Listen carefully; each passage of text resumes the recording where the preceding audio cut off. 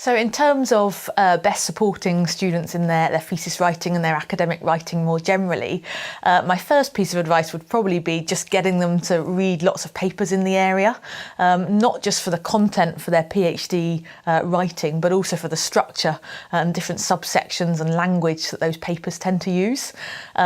In our field, we have a journal which lets PhD students actually review papers. So I'd really encourage them to try and get involved in that opportunity as well, if possible. Another strategy I use with some of my PhD students is getting them to use a paper plan.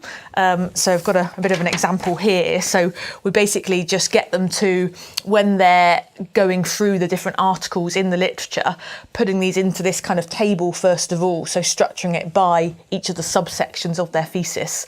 And what we find that does is really help them to better structure and flow their narrative before they actually start writing and putting pen to paper. I'd also just suggest that they seek support from the university. So the Academic Writing Centre have been fantastic for a number of my PhD students, as have the Centre for Learning and Teaching and the sessions that they put on in terms of writing your thesis. And then I would probably just say there's no kind of hiding from just getting drafts to supervisors and actually encouraging your students to get you a first draft quite early on in the PhD, but then almost giving them the heads up that it's going to come back with a lot of red pen or a lot of track changes. But then the more drafts they go through, that will get less. And that's a really useful process as well. I would say it's a really common issue is getting the students to almost hand over that first piece of writing. They're quite sceptical and quite worried about getting it to the best shape they can be before it comes to their supervisor. So in terms of strategies I've used in the past to help overcome that, I've almost set them a bit of a deadline when they first get here.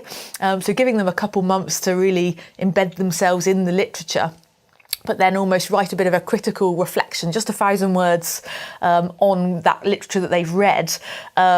And then, like I said before, really just trying to manage their expectations that it's going to come back with a lot of track changes, but being very careful in the comments that I give back to them.